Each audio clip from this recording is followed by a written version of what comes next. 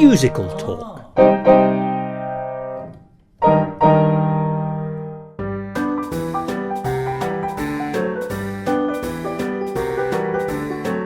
Musical Talk, the UK's independent musical theatre podcast.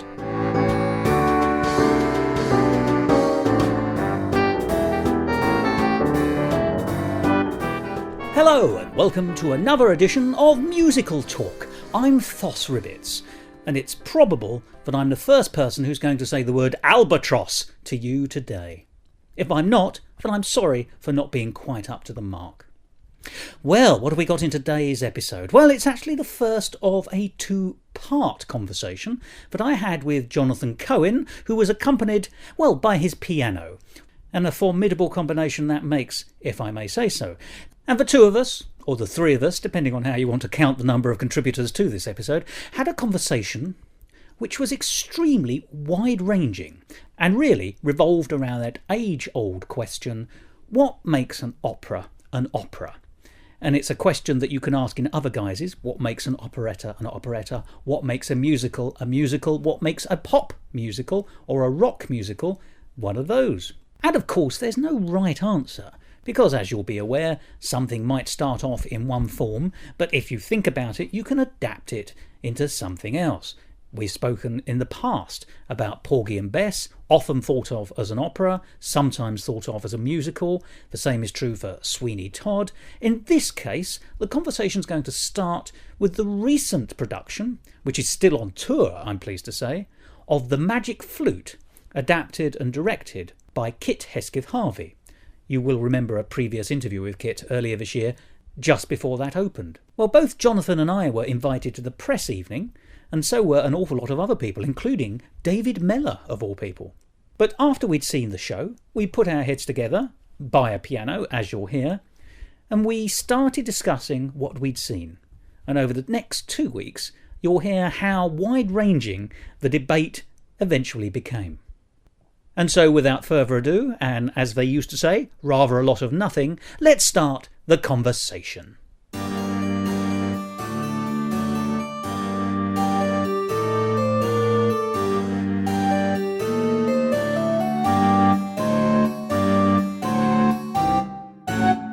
Musical Talk. Jonathan! Thus.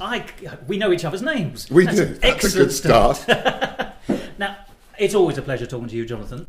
But today we're going to be talking about the English translation of The Magic Flute by Kit Hesketh-Harvey, which we both saw at its press night a week ago from this recording. But we came at it from different directions, because you know The Magic Flute much better than I. In fact, I'd never seen it before, so this was it was a premiere for me.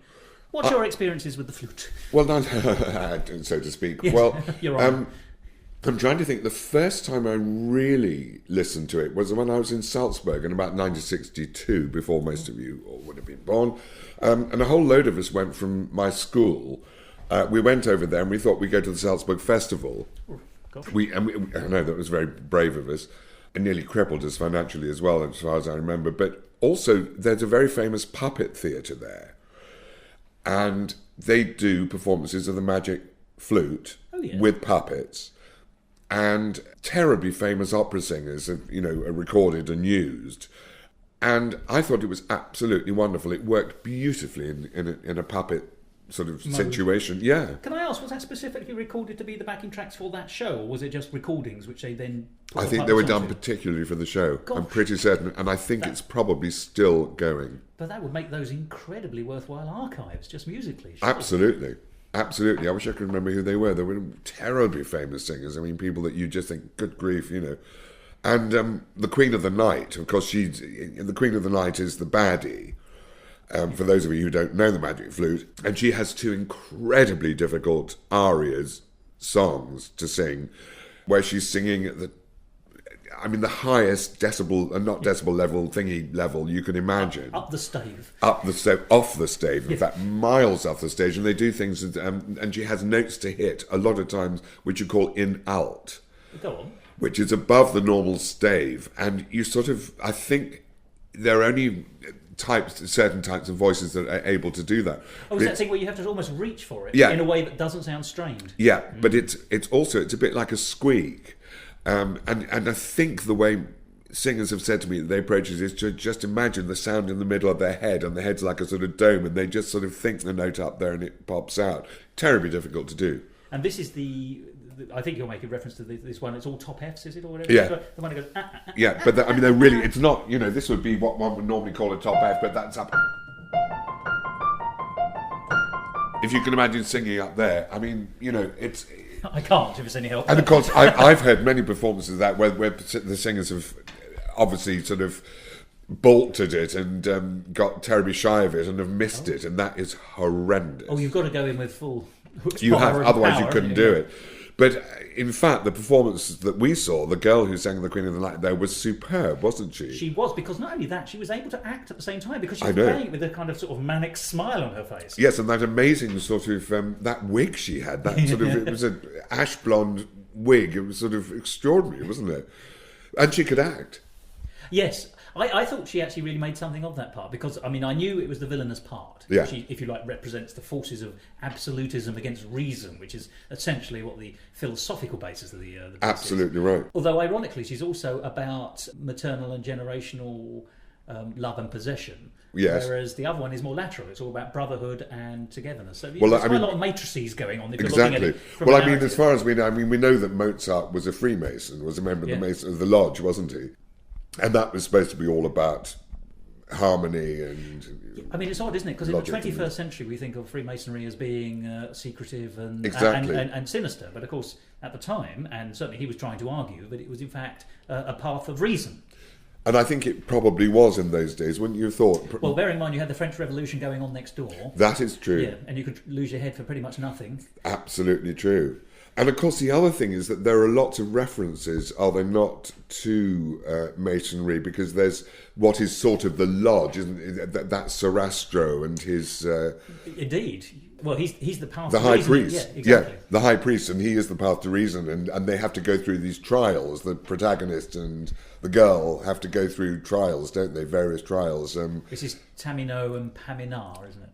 Pamina and Tamino, that's it. Yeah. I may have got my Italian endings wrong. I'm sorry. No, you were right. No, you were absolutely right. And also, what's interesting is that, to me, it's interesting is that the Masonic thing is it's based on 3, isn't it? The number 3. Funny enough, I didn't know that, but Hesketh Harvey said yes, there was a kind of regular. That's it. The 3/0, yeah. Which is And the very overture is 3 separate chords. Yes, it goes. This is fabulous. It goes.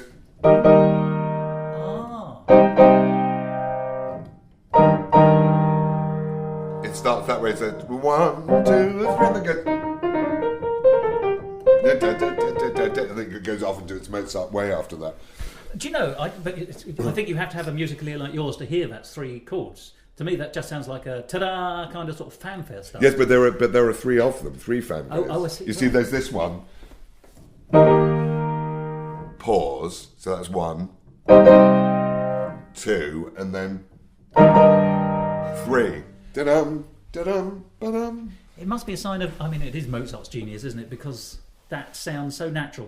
To me, I know nothing about it, but if I listened to that, I don't think I'd ever make a connection with the secret forces of Freemasonry. Well, to tell you the truth, neither would I. But this is something that people, learned scholars have said. We don't know that that's actually true, but it does seem to.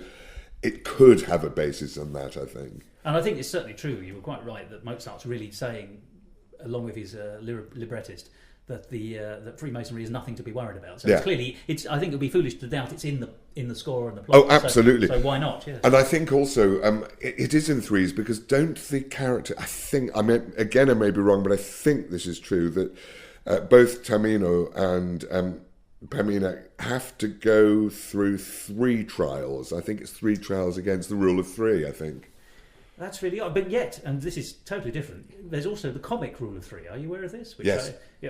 Cole Porter's the fine example of it, where you set up you set up a second rhyme, but then if you can make a third rhyme. Yeah, exactly. That's the basis of all comedy, isn't it? Yeah. Yeah. Fascinating, isn't it? It is, but for totally. I don't connect that with anything else. I just think that's. No, I think it's certainly they're in Masonry. I don't know what Freemasonry is like now. It's not that funny a force, is it? Though I'd have thought I Freemasonry. don't think so. I think it's terribly serious. I'll waggle my trowel at you later. So you have experience of the piece. You've played some of it, of course, you've accompanied people. Yes, because a lot of people, I mean, some of the arias are wonderful arias to do for auditions, and a lot of singers have done that. I think I might have even played quite a few of the scenes when I've had to do, they've done a piano reduction of the orchestra, and I probably had to play those sometimes. You've been Mozart, essentially. Which is the way I think of you, Jonathan, in fairness. So that's hardly. But it is absolutely beautiful music, I would say. Pretty well. I get a bit bored with the Sarastro bit, I have to say. That bit does get a bit heavy, but you're always going to get that in opera, and in musicals. There are going to be longueurs, aren't there? It can't all trip gaily. No, exactly. But there are some absolutely beautiful arias, and sometimes, just sitting there, there are three of us sitting there, and we just went, this is absolutely perfect music. It's extraordinary. And so you really do rate Mozart as one of the hugely. Why is that? How do you account for genius? I don't think you can. I think an awful lot of musicians would say that Mozart is sort of perfect music. It just feels right. Everything feels inevitably right. It's very difficult because it's very meticulous. It's transparent. You can't get away with anything. That kind of transparency. Yeah, there's absolutely nothing really. I mean, you've just got to be able to do it. Sing it right or play it right, because it shows up more than anything else if you get something wrong in Mozart. What do you say to people? I have to say my father... Textures is what I mean, textures. Ooh, yeah. Right. Yeah. My father, who is an opera fan, a buff, has always rather put Mozart to one side and said that for him the problem with Mozart is that he's not sufficiently emotional. My father was a Puccini lover. How would you argue that? Well, Puccini, of course, he was one of the major operatic composers to go into what they called an asylum. It was opera verismo, right. which was, instead of having an aria stop and then carry on and then another aria where they sing about this, that, the other, this was actually almost like musicals do, in the sense flows, and propels the action forward. But that was a fairly modern way of doing it. But I think L'Accusa does that. I mean, to find a modern parallel. Yeah, absolutely. But the thing about Mozart is that, of course, in those days you didn't have that sort of drama. Music wasn't considered that way. No. All emotion and passionate from your heart and all that. But it is in there. It's in there hugely. And in fact, I remember when I was very, very little and I was playing Mozart and I liked Mozart. Then I went off Mozart, and I remember my mother saying to me, "You won't feel like that when you're grown up. You will completely see it differently." It's one of those things that you have to grow up and then hear again, I think. It's a reacquired taste. A reacquired taste, yeah. Because it can sound very facile, but it really isn't. So as you say, back to your layers thing, but actually if you peel away the upper layer, then there's actually a whole onion beneath with layer absolutely after layer. Absolutely. And his setting of words was wonderful, and I think nearly all his music, even the piano concertos and piano sonatas, you could say were operatic. They're all the most exquisite musical lines. I mean, there's something that is it Pamina sings? She sings this thing that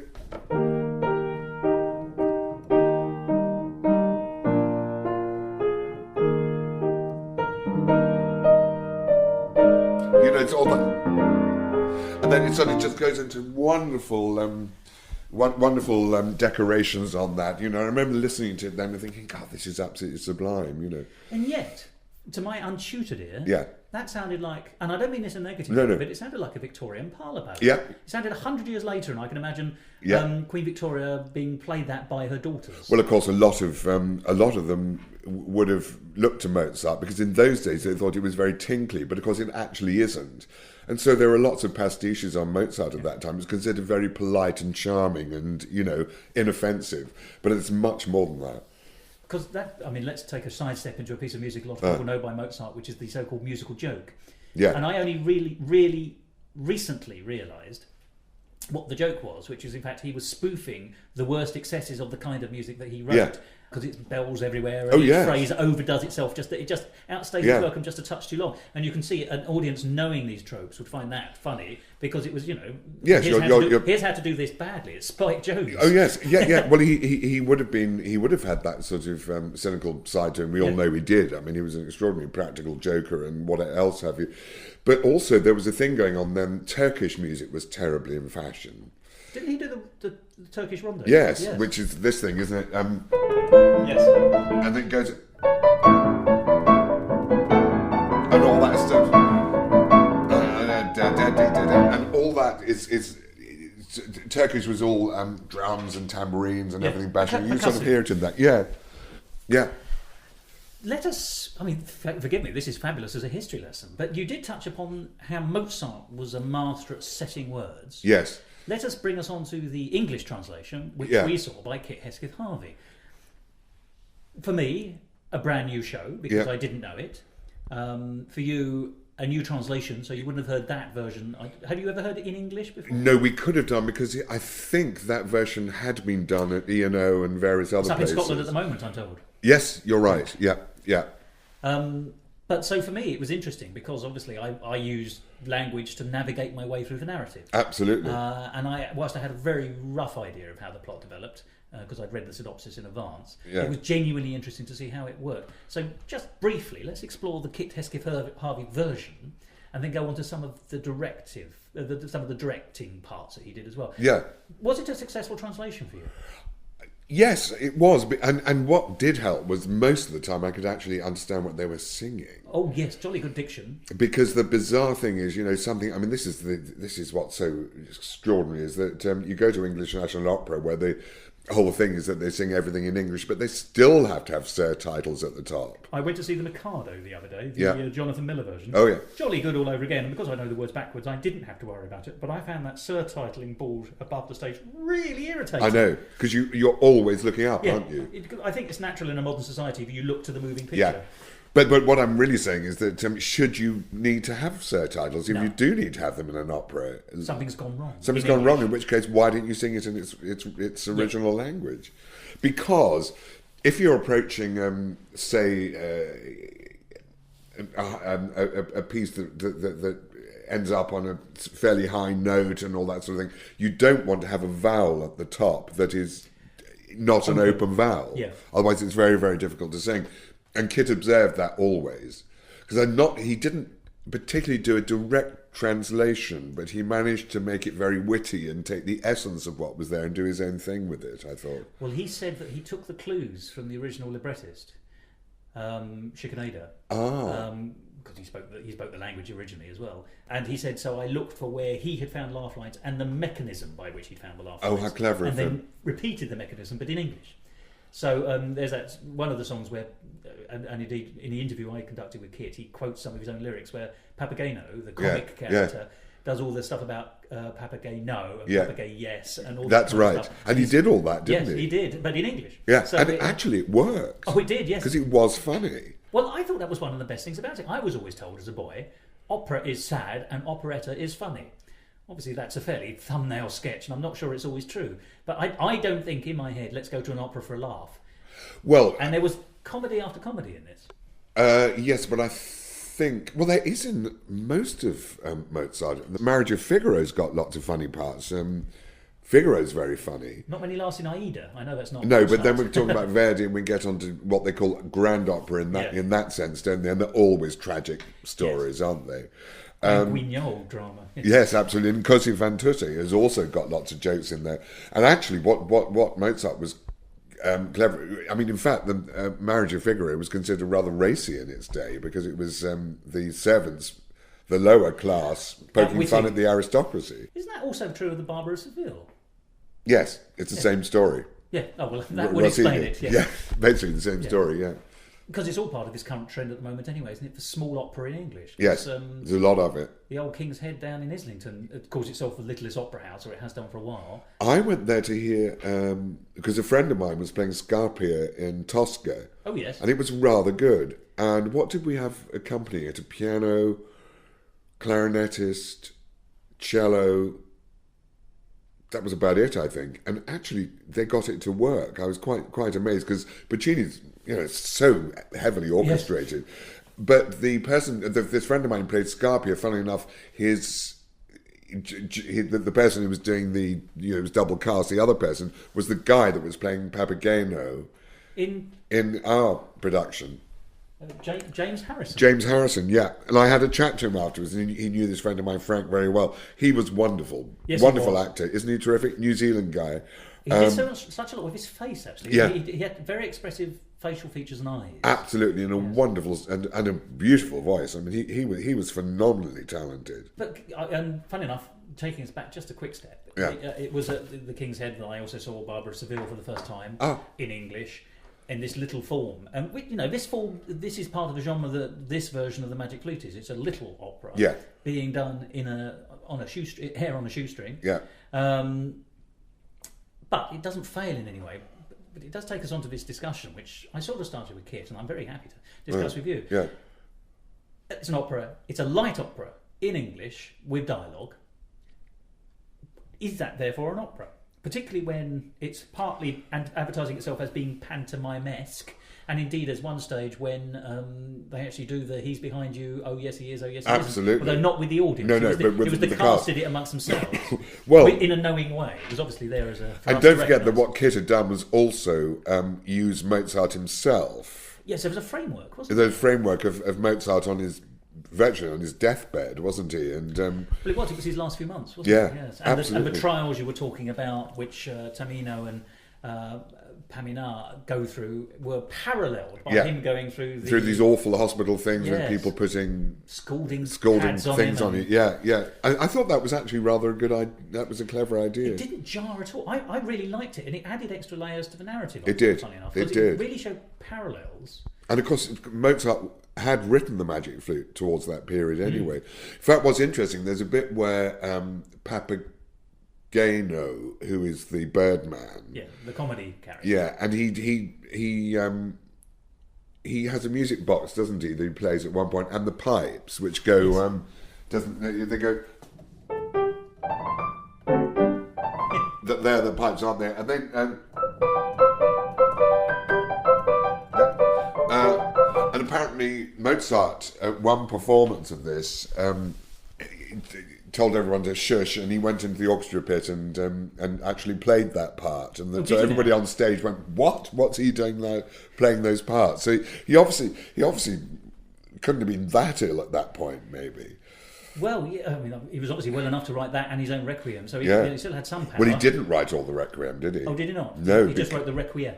He wrote bits of it, and other people have finished it. Oh, I see. Because he never lived to finish it. First, and he did dictate some of it to people. I mean, it's all in Amadeus, isn't it? Apparently, you believe that. But yes, I mean, we will never know what happened, and But I mean, of course, they were all taking laudanum and stuff, weren't they? So these were the cures, weren't they? I mean, arsenic was a cure for things. Absolutely, terrifying. It is. Yes, you were talking about opera. So is it? I'm going to ask you the questions. Is what we saw, not is the Magic Flute an opera, but is the version of the Magic Flute we saw an opera? That's a difficult question. This is one that everybody asks, isn't it? What's a musical? What's this, that, and what's the other? Well, in fact, it was known as a sing-spiel, which I suppose is sing and speak. So it's dialogue rather than sung dialogue. Yes. Yeah. Which makes a difference. That feels more like a musical in that sense. Yeah, but that's what Singspiel was. So I suppose you could say it was the forerunner of a musical, I would think. Except that it's dealing with quite dodgy subjects, isn't it? Marky, when does a musical ever stop doing that? I mean, heavy subjects. I mean, we can upload Sweeney Todd. Yes, that's true. Yeah. That's true. Guignols, yes. Yes, none grander, in my view. No, quite. I only ask because I appreciate there's no actual proper answer. And of course, as Kit explained, and I hadn't realised, it was actually written as a kind of sort of seasonal entertainment anyway, which translates to British pantomime for our. It sort of does, yes. And the other thing is, of course, all operatic composers would orchestrate their own work. They would actually sit down and write the orchestrations. Musicals, they don't. No, the Jonathan Tunick has to come in around the back door and tart it all up. I mean, you see, Bernstein would have done the whole of West Side Story. He did some of it, but he just didn't have time. Yeah, which is why he had to give up on the lyrics as well, isn't it? Which is why Stephen Sondheim was brought in. Yes, I think that was part of it, but also Stephen Sondheim obviously did a better job, because I think a lot of Bernstein's stuff was a bit purple, and Sondheim certainly wasn't going to be that. But I think the other reason, yes, they don't orchestrate, but what they will do is they'll do quite a detailed two-piano part and indicate which instruments they want to do, but someone else actually has to do the physical thing. Yes. With an opera, you don't do that. You would score the whole... You would score the whole thing yourself. I think it's interesting, because I tell you, not knowing the piece and looking at this slightly hybrid version which had an extra plot developed, as I say, the Mozart framework, and all being in English, the thing it felt most like, not because it's not a lost Gilbert and Sullivan, but it felt like an operetta. I felt that the music I was hearing and that style of song, which is more operatic than a musical song, less popular and contemporary for obvious reasons, 222 years old. Exactly. But therefore, in that broadest sense of terminology, and I know I'm using this very haphazardly, but classical music for songs, but with English dialogue and comedy, which I thought was the real surprise for me. It just felt like it was if Gilbert and Sullivan owned the stately home, then this was in the rather nice house next door where the Dowager Duchess lives. Yeah. It was very much in that field, and not in the field of what we think of as musical theatre, as in musicals. Yes, I mean, I think there's another thing here. Don't forget, we were hearing a very pared down orchestral version. It's a lovely of it. pair. Oh, lovely. Yes. Sorry. Yes, because we had, what did we have? We had musical director at the piano. By the way, they did very well. That's Stephen Hose. Stephen Hose did very well. And dressed, by the way, in 1791 costumes. I know, how bizarre was all that? Lovely big baggy shirts and absolutely culottes. And... Oh, and we actually had someone playing the thunder, a big sheet of cardboard or metal for the thunder effects, which of course they would have had in those days. And that actor is a double. Yes. He's actually one of the people who then gets to play one of the big parts on another night. So I know, it's unbelievable. Because I spoke to the one who was going to do this, who did play it then, and he's got to do the... So this Mozart, was it? But the Tamino character plays... Yes. Yes. I think... Yes. I think Mozart plays Tamino, and the second night That's you're... right. You're... And it's a big sing. I mean, it's really difficult stuff. It jolly well is. It's very sustained. You either can sing Mozart or you can't. There are sort of Mozart singers. Mozart and Mozart. That's precisely. But I think if you were to hear the orchestra, the whole orchestra, it wouldn't feel quite so much like a Gilbert and Sullivan-y thing, I have to say. Oh, I'm sure. If I was seeing the Scottish version, which I'm told is full on, I wouldn't get that at all. I think it is down to the fact it's small. It's been pared down, yeah. I think we had a violin and a viola and a woodwind player. But isn't comedy also easier in a more intimate environment than it would be on the full... I'm wondering... It's the same libretto that the Scottish opera is using, but I wonder if it's funny. Just purely because in a large venue, in a less intimate way, with the full music, will that sort of light, small, personal comedy and brittle wit that Hesketh Harvey's got... Yeah. Would it disappear a bit? No, I think it probably wouldn't, because Mozart never overwrote for the orchestra. Oh, right, so it wouldn't be drowned? No, not at all. In fact, it would be enhanced, I think. Oh, right, okay. Because he was a genius. He didn't get things wrong, and the balance would have been perfect between the singers and the orchestra. In fact, I would go and see it if I were you, and if you get a chance. Yeah. Well, if it's still playing when I'm up in Scotland, I'll have a look. Is it Scottish National then? It must be. I believe so, yes. Because Kit himself was sort of making the comparison that he was doing his on a £5 note. Oh, bless him. Whereas they have a few larger halls to play with. Yes, but they don't have an awful lot of money up there, though. The Scottish National was going through terrible problems, and I think they still are, poor things. They're good too. But I was thinking about Kit, of course, because he is a musician. I mean, he'd studied music. Yes, which people forget because they think lyricist first. Exactly, but he's a good singer and reads music and what have you. So he certainly knows what he's doing, which is an added advantage, is you've got someone with all those skills. Well, I tell you what, the translation felt in no way laboured. I didn't find anything. Never did it. No flabby bits, nothing hanging off the end because it didn't fit properly. No. The scansion was all fine. The comedy hit where it needed to hit. Absolutely. I'd like to hear it again because I was sort of it was going by quickly at times, wasn't it? But he directed it too. And he directed it, yeah. Yes. So what did you make of the performances in front of you? I thought they were remarkably good. So did I. Because in the old days, you wouldn't equate opera singers with acting, would you? Because they'd just stand there like lumps and do it. And often they didn't have any time for rehearsal. They'd just come forward and said, stand there, do this. And, they all were good actors. And I think you have to be now to do opera. I agree with you. And you can't be a huge galumphing woman, with huge the fat lady sings, yes. Yeah. Yes, the fat lady has to move. Precisely. Yes, she does have to move, yeah. And she needs to lose a few stone. But yes, I think the standard was extraordinarily high. And of course, there are the three ladies, aren't there? Once again, the sign of three. But I tell you what, one of the things that really struck me about that, funny enough, was the modern resonance with modern musicals, particularly jukebox musicals. If you've been to see Priscilla, Queen of the Desert, there are sort of three women who sort of get dangled down on the stage periodically. Yeah. And in Mamma Mia, there are three, it's the woman and her two friends form a sort of gang of three. Yeah, because that's the way you can get some good harmonies. Oh, it's really because you've got trial. Yeah, don't forget that we had the Andrews sisters, we had the Beverly sisters, the Supremes, all three girls.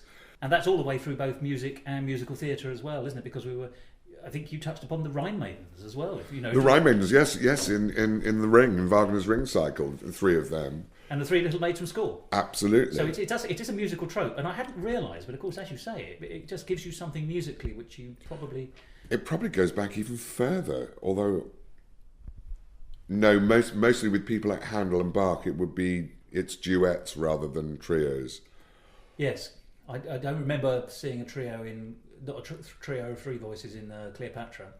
Oh yeah, in Julius Caesar by Handel, which I saw last year. Although it was an all-male version, so that probably would have been quite difficult. What's this?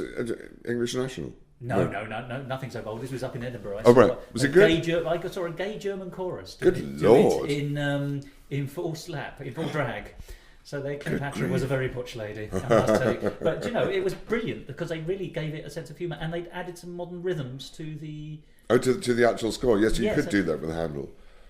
And I spoke to a marvellous man. His name was Straub. I think it was Strauch. And I was introduced to him. His English wasn't very good, but he had a good line in put-downs because I accidentally called him Mr. Strauss. Yeah. And he said, no, Strauch composes, Strauss decomposes. Oh my goodness!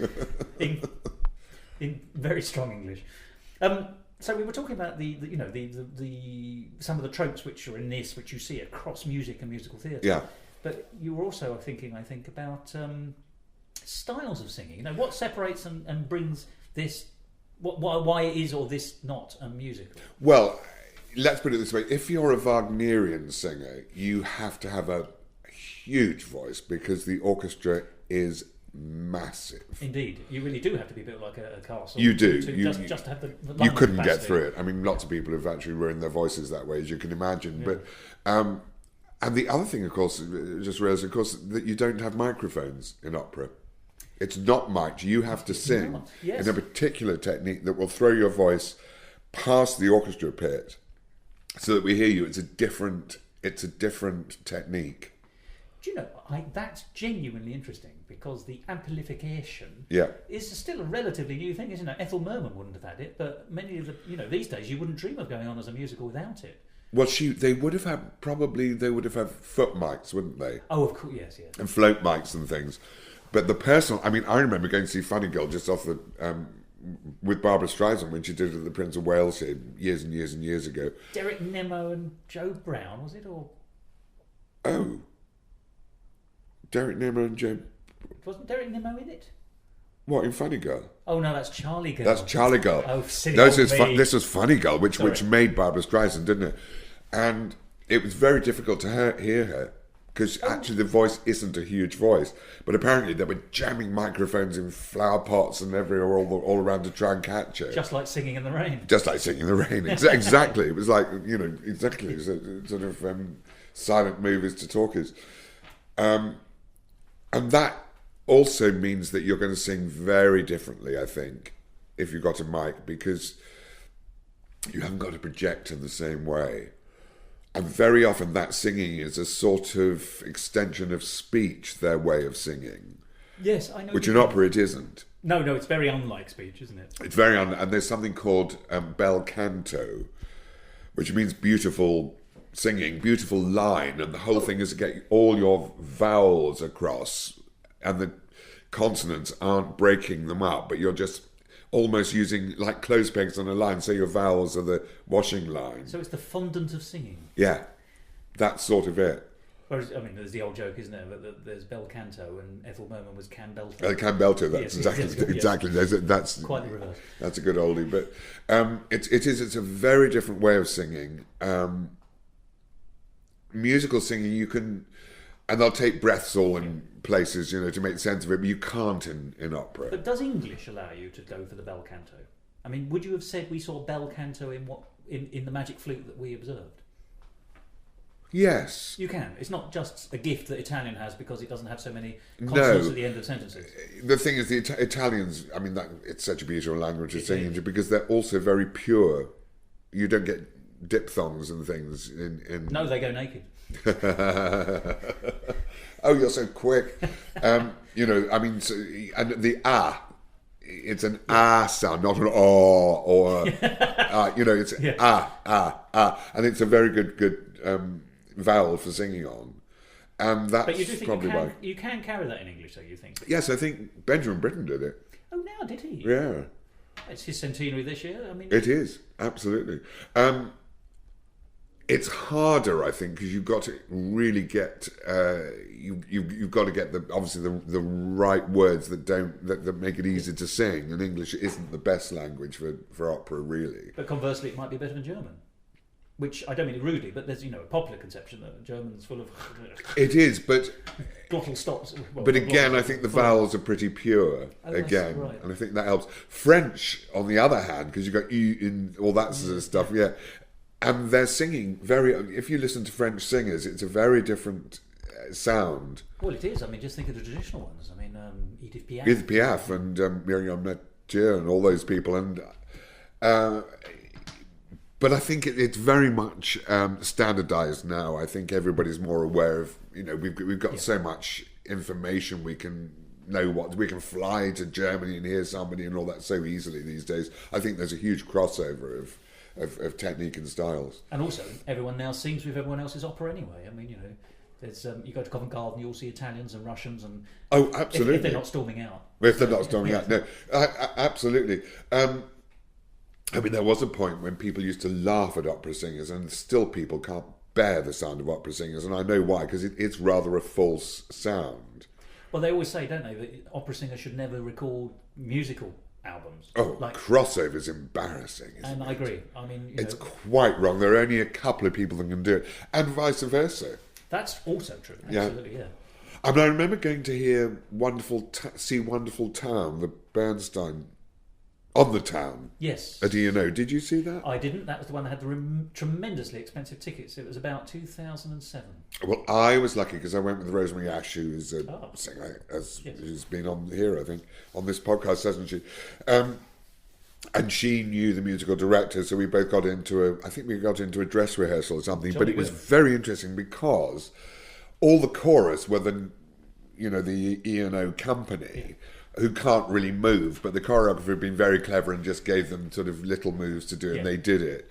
But fluidity without excessive movement. Exactly, because that would have been so embarrassing. It would have been horrendous. But also we had Caroline O'Connor singing "I Can Cook to the Top of the Range." She's the cab driver, isn't she? The Amherst lady cab driver. Yeah, that's right. And the interesting thing was that her radio mic went down for half of that number. Oh, did it? And you couldn't really hear it, but once it was on, it was fine. And of course, she sounded great because she knows how to swing and she can feel all that stuff where you wouldn't get a proper opera singer to do it. Unlikely. It's funny though, because there are all manner of traditions and bits and pieces that don't necessarily fit. You can't always shove one thing into another, as you're saying there. No. Swing doesn't always fit into something like that. And funnily enough, taking us back to Jonathan Miller Mikado, which I saw a couple of weeks ago. The bellboys, in particular, have to do all this kind of, I think of the sort of the Busby Berkeley chorus stuff. They have to jump in the air and do star jumps and they're tap dancing, which of course is very alien to the GNS world. Totally. Yeah, and also suggests a kind of syncopation, which, bless him, Sullivan isn't... No. You can syncopate Sullivan, but it's not in his original. No. And so that's, I doubt very much whether any of the traditional E&O chorus people were called on to do that. I can't tell you, but one imagines that the chorus chaps in particular were shipped in. They must have been, I would think, for that. But you see, going back to syncopation, that's something that really came across from jazz and America, really, didn't it? I mean, obviously not before, it was... Well, isn't it rag? Rag is really where it's sort of... Rag is really sort of where it is. Scott Joplin and takes it from there. Absolutely. Yeah. But, when you've got jazz singers and you've got, I suppose... Gershwin, you've got Porgy and Bess. Now, is that an opera or a musical? Oh, no, we've discussed that and we'll discuss that again, I have no doubt. Well, originally it had lots of recitative in it, and that bogged the whole thing down so much that was cut, wasn't it? And it was then spoken dialogue, and the thing then was a hit. And of course, but funny enough, that argument is still teetered for many years, and indeed the last big revival in London, which was only 5 years ago. Yes, but they screwed around with it a lot. They did, but they actually called it wasn't just Porgy and Bess; it was called Porgy and Bess the musical. It was. They had specifically musicalised. Yeah, they had, and they changed keys and they changed. I don't know, they cut bits and done all sorts of things with it. But I mean, that is usually called a folk opera. Yes, there's lots of lovely terms. Whatever that means. Yes. Well, what do you make of... I always think Sweeney Todd is the one that goes in the other direction. It's actually a musical which is very nearly an opera. Well, of course it has been done at the Royal Opera House. Has it? It was done some time ago at the Royal Opera House. I'm not sure it actually worked. I didn't see it, I have to say, but according to people I've met, it didn't work.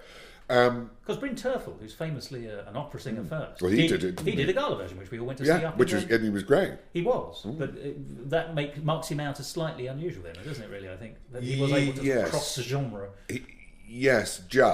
I would say. Yeah. You do have to listen harder with an opera singer when they're singing. You do, because they're used to doing everything. Yes.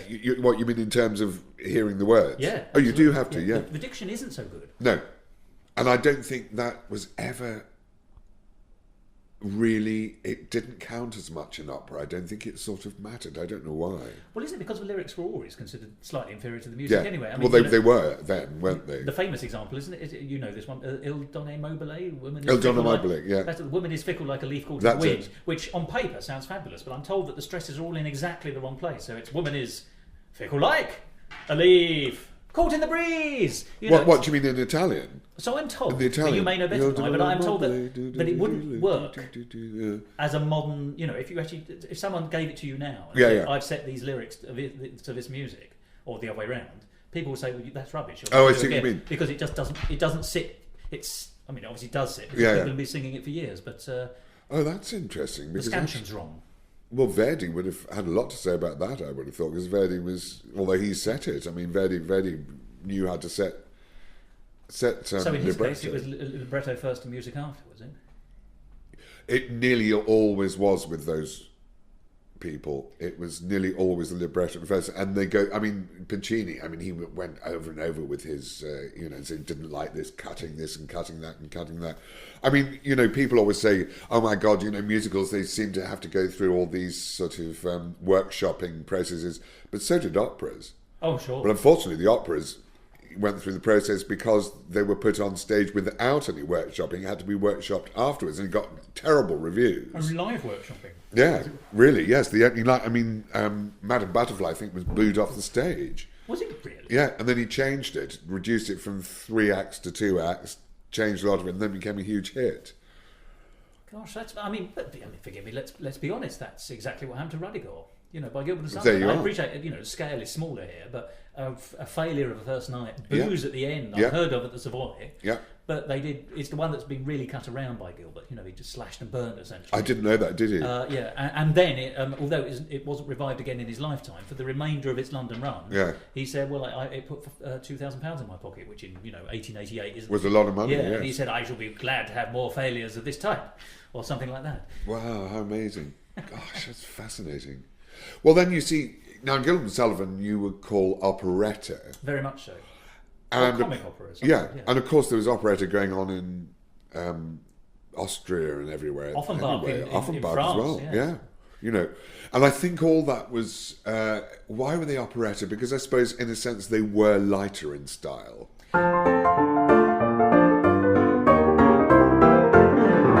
Musical talk. And so we'll leave it there, seemingly hanging in the air. Add, if you like, some kind of cliffhanger-based music. Perhaps the closing theme of EastEnders or Doctor Who, according to choice. Next week, Jonathan and I will talk about a whole range of musicals and operettas and opera, and even touching, where appropriate, on some of the Disney musicals. I mean, really, is Snow White an operetta? There's a thought for you to be thinking about over the course of the next week. So do tune in again next time, and I'm sure you'll be delighted to hear me, Jonathan, and his light fingers upon the piano, and by light fingers I mean in the style of playing the music, not that he's stolen the keyboard. So I hope you can wait. If you can't, there's really very little I can do. But until such time as we meet again, at least figuratively via the internet, may I wish you happy thinking. Goodbye.